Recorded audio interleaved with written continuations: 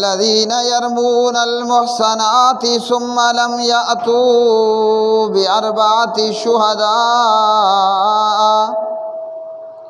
فاجلدوهم 80 جلدة ولا تقبلوا لهم شهادة أبدا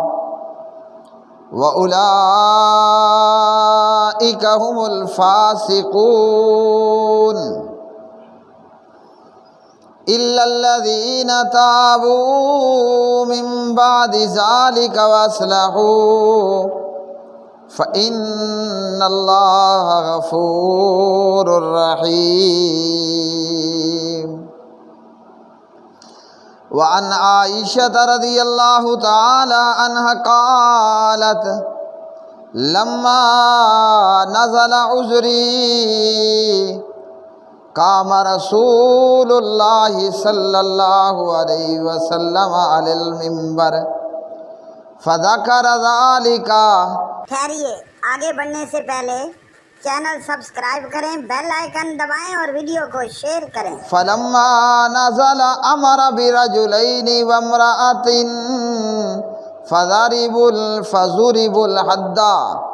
فضربوا الحد اللهم صل على محمد وعلى آل محمد كما صليت على إبراهيم وعلى آل إبراهيم إنك حميد مجيد. اللهم بارك على محمد وعلى آل محمد كما باركت على إبراهيم وعلى آل إبراهيم إنك حميد مجيد. رب اشرح لي صدري ويسر لي أمري واحلل عقدة من لساني يفقهوا قولی.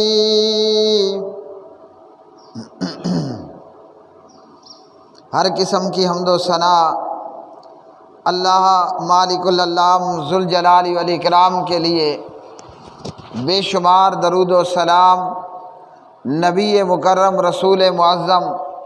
محمد مصطفیٰ احمد مجتبیٰ جناب محمد الرسول اللہ صلی اللہ علیہ وسلم کی مبارک ذات پہ. قرآن مجید فرقان حمید اللہ رب الرحمن اللہ وحدہ لا شریک کا کلام ہے، اور اللہ سبحانہ و تعالیٰ نے اس کتاب قرآن مجید فرقان حمید کو تمام عالمین کی ہدایت کے لیے نازل فرمایا. یہ عظیم الشان کتاب قرآن مجید فرقان حمید جو کہ اللہ خالق اللہ مالک کا کلام ہے، اور نبی کریم جناب محمد الرسول اللہ صلی اللہ علیہ وسلم پر نازل شدہ اور آپ کو عطا کیے گئے معجزات میں سے ایک عظیم الشان معجزہ ہے. قرآن مجید فرقان حمید ہمارے لیے رشد و ہدایت کی کتاب ہے، اور دین کا معاملہ ہو یا دنیا کا معاملہ ہو، وہ سیاست کا معاملہ ہو یا وہ جہاد کی بات ہو، وہ بندے کی ذاتی زندگی کا معاملہ ہو یا انسانوں کی اجتماعی زندگی کا معاملہ ہو، کتاب قرآن مجید فرقان حمید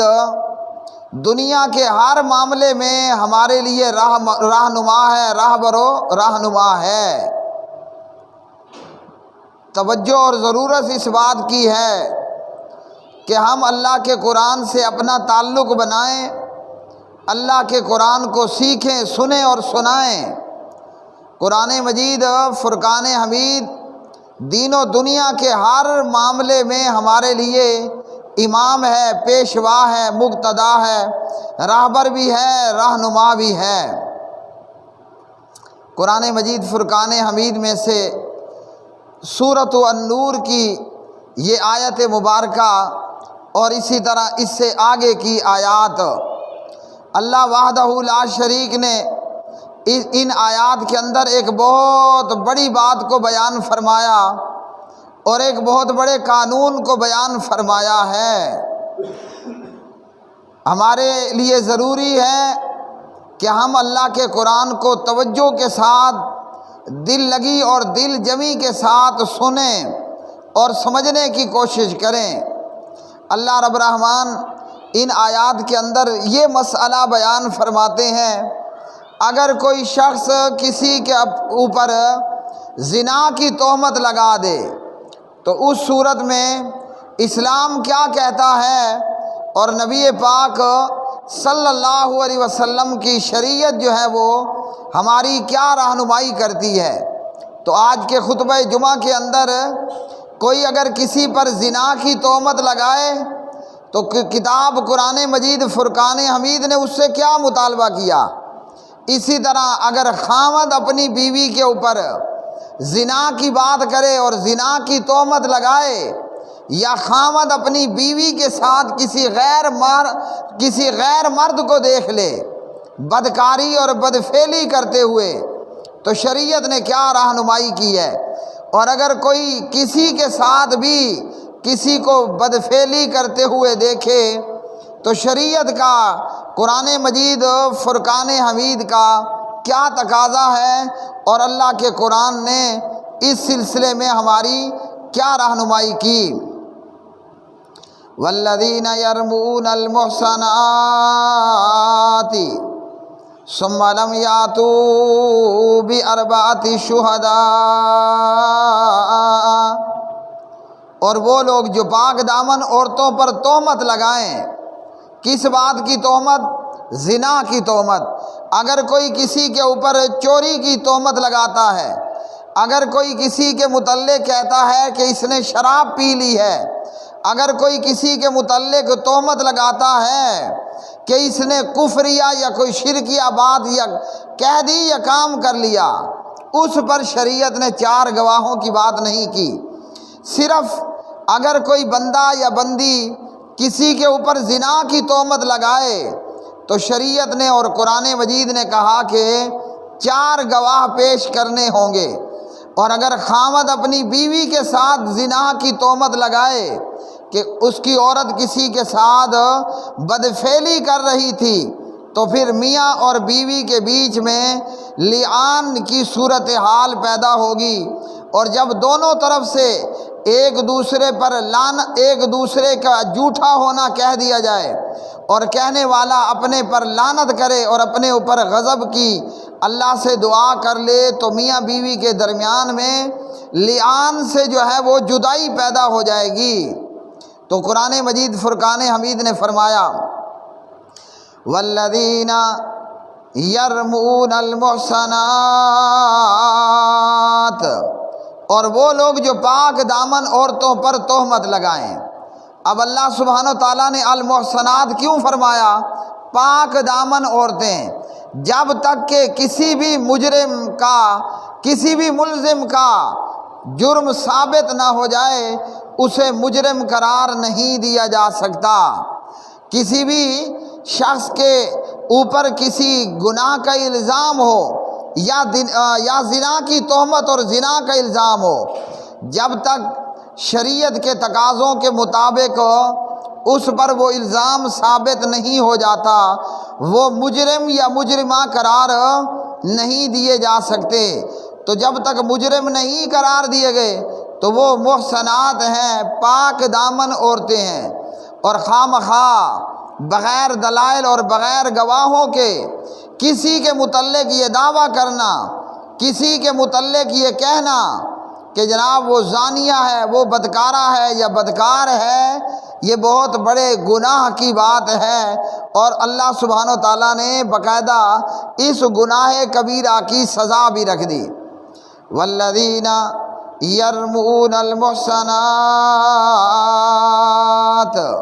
جو پاک دامن عورتوں کے اوپر تہمت لگائیں۔ اب یہ تہمت کس بات کی ہوگی؟ اگر وہ لگائے زنا کی تہمت، کوئی کسی اور معاملے میں تہمت لگائے تو پھر 4 گواہوں کا پیش کرنا ضروری نہیں ہے۔ ہاں زنا کی تہمت لگا رہا ہے، تو اللہ سبحانہ و تعالیٰ نے فرمایا کہ پھر 4 گواہ پیش کرنے ہوں گے۔ یہ 4 گواہ وہ اپنے سمیت 4 آدمی پورے کرے گا،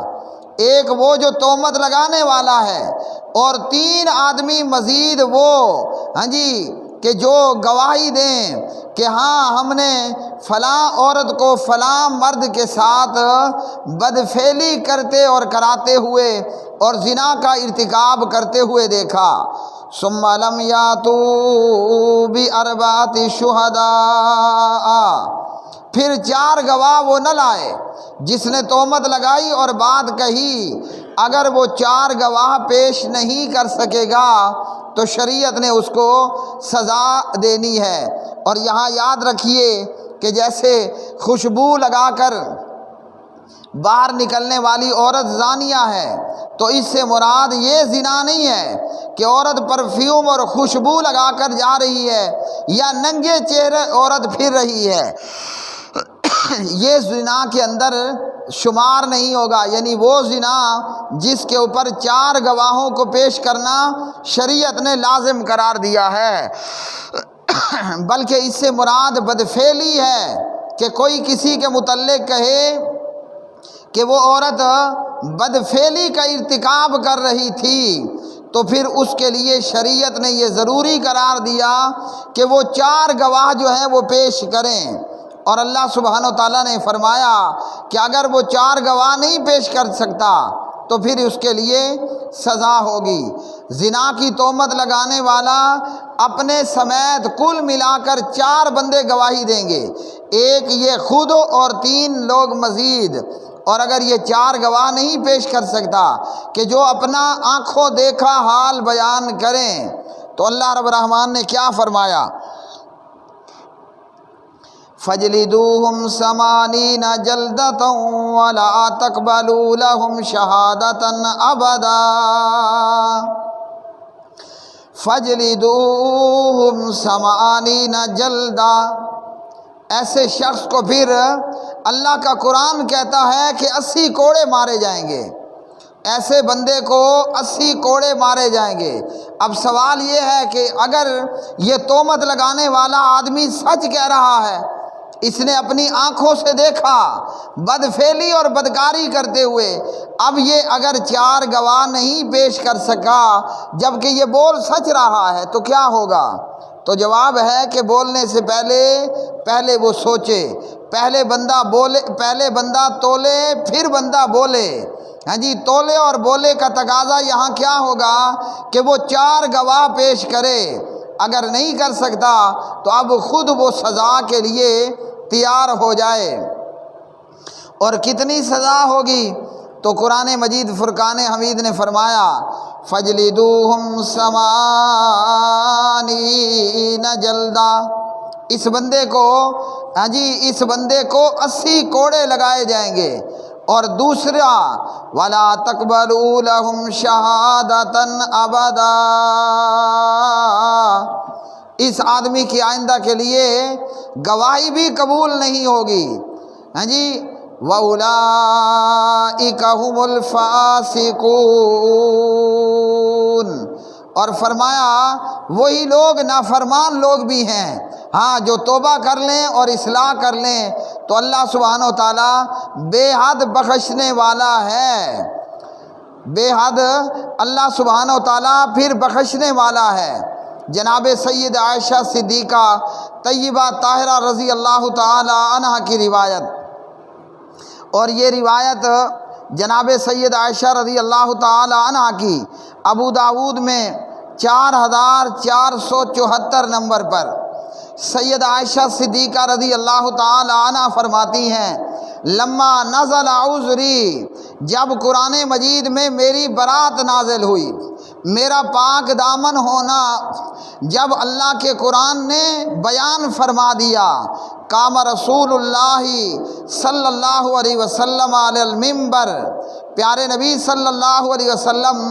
منبر کے اوپر کھڑے ہوئے اور آپ صلی اللہ علیہ وسلم نے وہ آیات تلاوت فرمائیں جو حضرت عائشہ صدیقہ رضی اللہ تعالی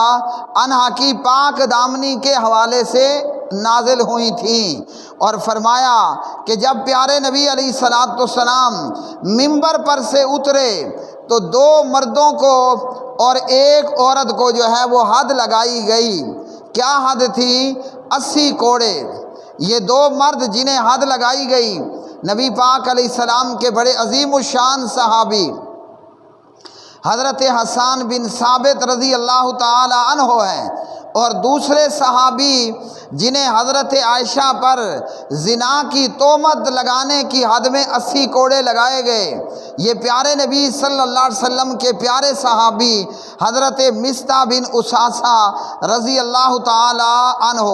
تو یہ 2 مرد اور 1 عورت حضرت حمنہ بنت جہش رضی اللہ تعالی عنہا، ان تینوں کو 80 کوڑے لگائے گئے کہ یہ ان تہمت لگانے والوں میں شامل تھے جنہوں نے سید عائشہ صدیقہ طیبہ طاہرہ رضی اللہ تعالی عنہا کے اوپر زنا کی تہمت لگائی۔ حضرت عائشہ رضی اللہ تعالی عنہ پر زنا کی تہمت لگنے کا واقعہ کس طرح ہوا؟ پیارے نبی علیہ الصلوۃ والسلام 5 یا 6 ہجری کے اندر ایک غزوہ بنی مستلق سے واپس ہوئے، اور راستے کے اندر جب قافلے نے پڑاؤ کیا تو حضرت عائشہ رضی اللہ تعالی عنہا کا ہار گم ہوا۔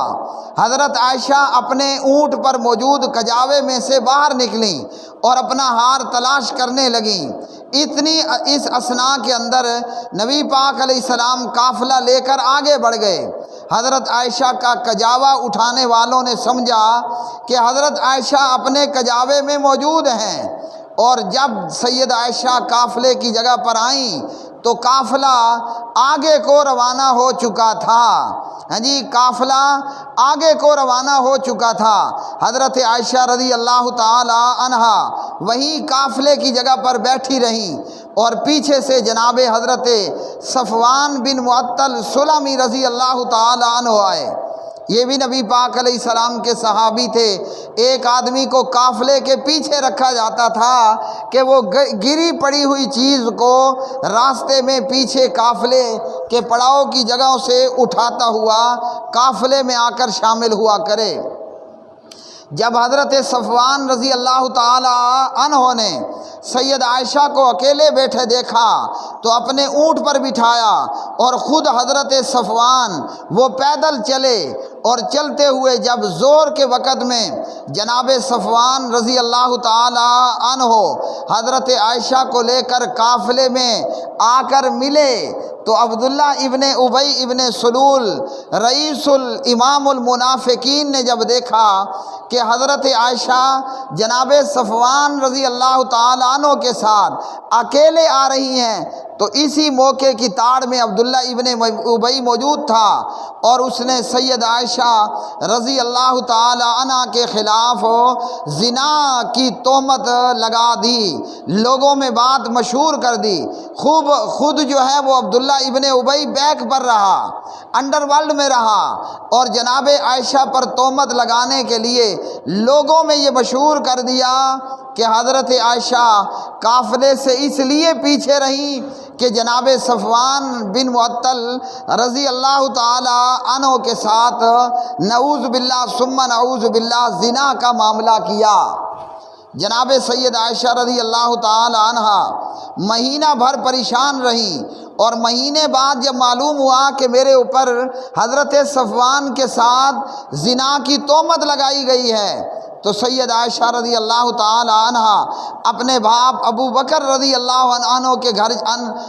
کے گھر چلی گئی، اور جب نبی پاک علیہ السلام پر حضرت عائشہ کی برات کے حوالے سے آیات نازل ہوئیں، یہ آیات پیارے نبی علیہ السلام نے منبر پر کھڑے ہو کر ان الذین جاءوا بالافک یہ آیات منبر پر کھڑے ہو کر نبی پاک علیہ السلام نے صحابہ کو سنائیں،